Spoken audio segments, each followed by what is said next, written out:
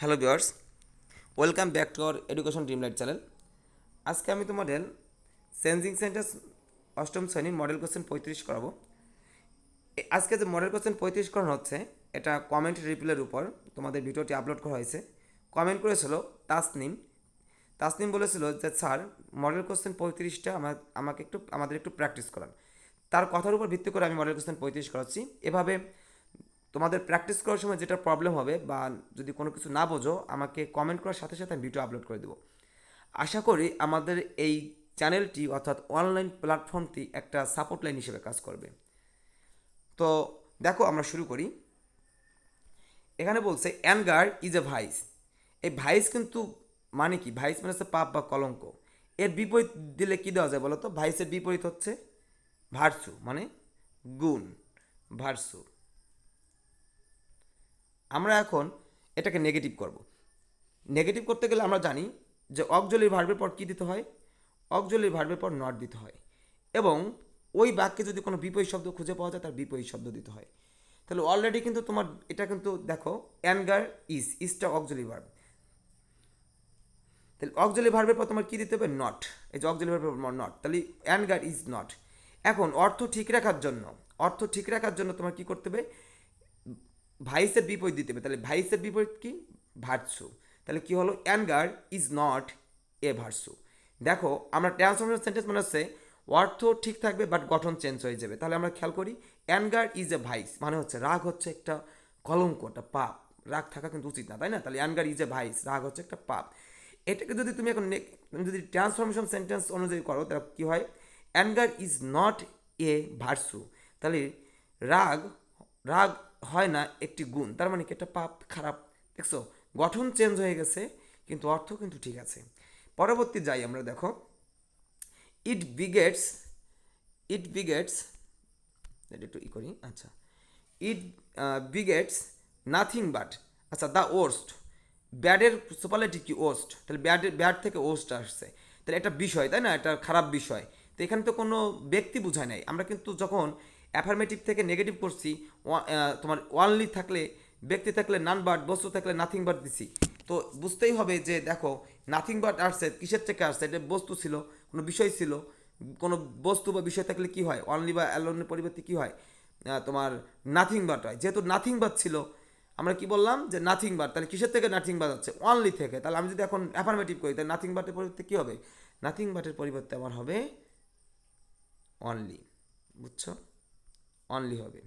কারণ অনলি থাকলে কি হয়? ব্যক্তির ক্ষেত্রে হয় তোমার অনলি থাকলে বস্তুর ক্ষেত্রে হয় নাথিং বাট। তাহলে যখন আমি অ্যাফার্মেটিভ করব, তখন কি হবে?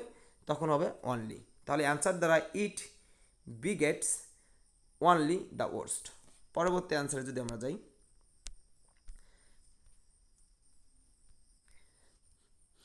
অ্যানগার anger is one of the most inhuman vices. Positive করতে হবে। পজিটিভ করতে হলে তোমরা অবশ্যই জানো যে পজিটিভ করতে হলে যখন অন অফ দ্য থাকে, আমরা অন অফ দ্যার পরিবর্তে পজিটিভ করার সময় কী দিই?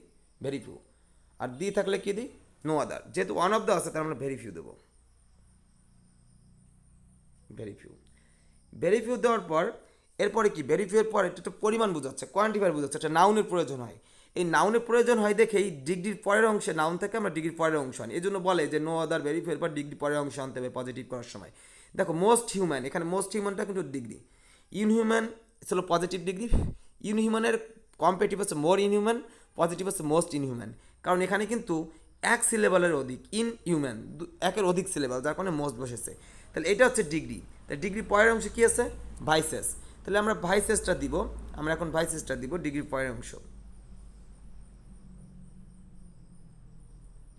ভাইসেস।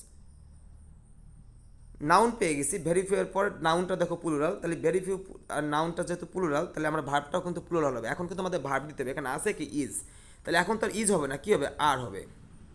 আর ভার্বের পরে কিসের কাজ? ডিগ্রির কাজ। যখন তুমি ডিগ্রি বসাবে, ডিগ্রি কিন্তু দুটো প্রিপোজিশন, তো অ্যাজের মাঝে বসবে। তাহলে মোস্ট হিউম্যানের পজিটিভ কি? ইনহিউম্যান। তুমি তো বুঝতেই পারতেছো, দুই সিলেবাল, তাই না? মোস্ট আর কম্পিটিভ মোর ইনহিউম্যান, আর পজিটিভ শুধু ইনহিউম্যান। তাহলে অ্যাজ, ইন হিউম্যান, অ্যাজ। বাকি থাকলো কি? বাকি থাকলো অ্যাঙ্গার। তাহলে প্রথম অংশটা আমরা শেষে দিয়ে দিলাম। অ্যাঙ্গার।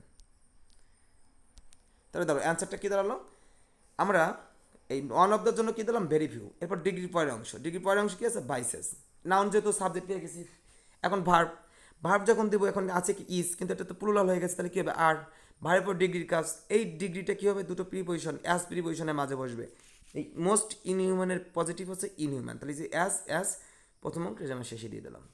আশা করি তোমরা প্রত্যেকে ডিগ্রিটা বুঝতে পারছো। এখন আমরা চলে যাব ডি এবং ই নাম্বারে। দেখো ডি আর ই নাম্বার যদি খেয়াল করি, সো উই শুড কন্ট্রোল, এখানে মূল ভার্ব কোনটা বলো তো, এখানে মূল ভার্ব হচ্ছে কন্ট্রোল। আমরা জানি মূল ভার্বের পরেই কি থাকে অবজেক্ট, তাহলে ইটটা কি অবজেক্ট, ফর আওয়ার ওন সেক এটা কি অতিরিক্ত অংশ, এটা নিয়ে কিন্তু আমাদের কোনো মাথা ব্যথা নেই, অতিরিক্ত অংশ আমি বারবার অনেক আগেও বুঝাইছি যে প্রিপোজিশনের পর যা থাকে এটা অতিরিক্ত অংশ। তাহলে মূল অবজেক্ট কো ইট। এখন আমরা অ্যাক্টিভ থেকে প্যাসিভ করার শর্ত ছিল কয়টি, 4টি। এক নম্বর শর্ত কী ছিল, অবজেক্টকে সাবজেক্ট করতে হবে। 2 নম্বর শর্ত কী ছিল, একটি বি ভার্ব আনতে হবে। 3 নম্বর শর্ত কী ছিল, ভার্বের বি থ্রি বসাতে হবে। 4 নম্বর শর্ত কী ছিল, সাবজেক্টকে বাইযোগ অবজেক্ট করতে হবে।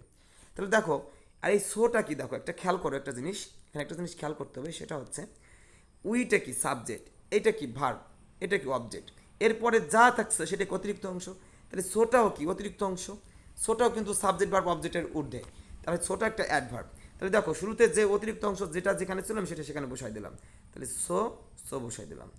অবজেক্টকে সাবজেক্ট, তাহলে ইটের অবজেক্টও যা সাবজেক্টও তাই, ইটের সাবজেক্ট কি ইট, দিলাম ইট, সো ইট।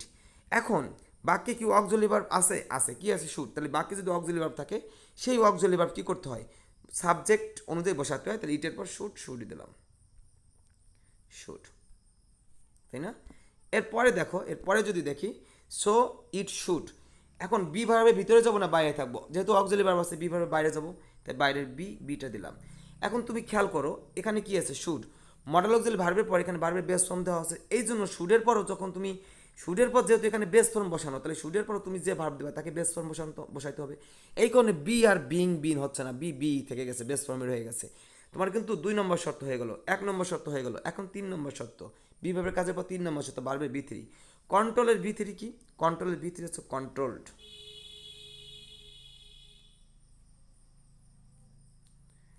এই কনসোনেন্টের আগে ভয়েল থাকার কারণে, এই যে এল এর আগে ভয়েল থাকার কারণে, এই কনসোনেন্টের আগে ভয়েল থাকার কারণে এলটা ডাবল হবে, কন্ট্রোলড ইডি।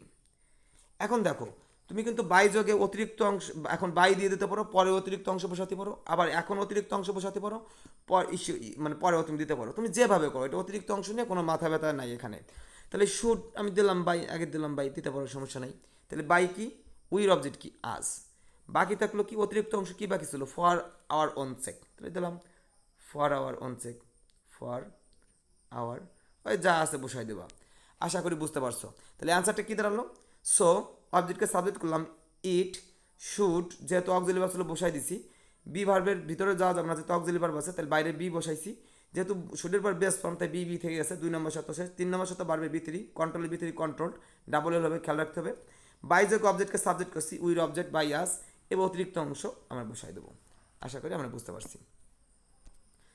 এবার দেখো এভরিবডি কি বলছে, everybody dislike an anger man, এ কিন্তু অনেকবার পড়াইছি যে এভরিবডি থাকলে ইন্টারগ্রেটিভ করার সময় কী হবে হু, এবং হু যখন এভরিবডি দেখো তোমার আগে খেয়াল করো, আর নো বডি থাকলে হু, এগুলো বলছি না, যখন ইন্টারগ্রেটিভ করতে হবে যদি বাক্যটা অ্যাফার্মেটিভ থাকে, বাক্যটা কী থাকে কোথাও কি নট আছে নাই, যদি অ্যাফার্মেটিভ থাকে তাহলে negative plus interrogative.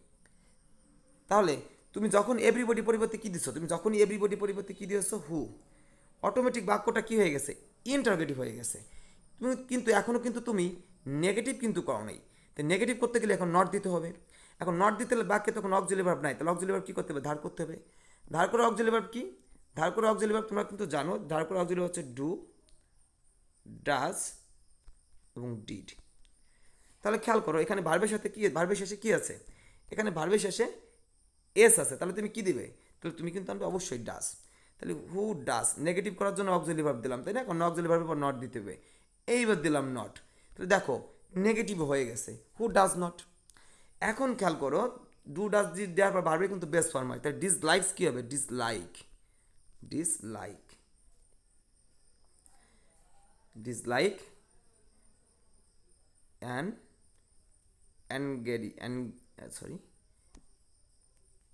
Angry man, তাই না? অ্যাংরি ম্যান, যেহেতু ভয়েল আছে শুরুতে জন্য এখানে তোমার অ্যান দিয়েছে। যাই হোক, সবটুকু বসানোর পর শেষে ইন্টারোগেশন চিহ্ন দেবে। এই ছিল আমাদের ক্লাস, আশা করি প্রত্যেকে বুঝতে পারছো। পরবর্তী ক্লাস আমাদের দেখা হচ্ছে। Best of luck.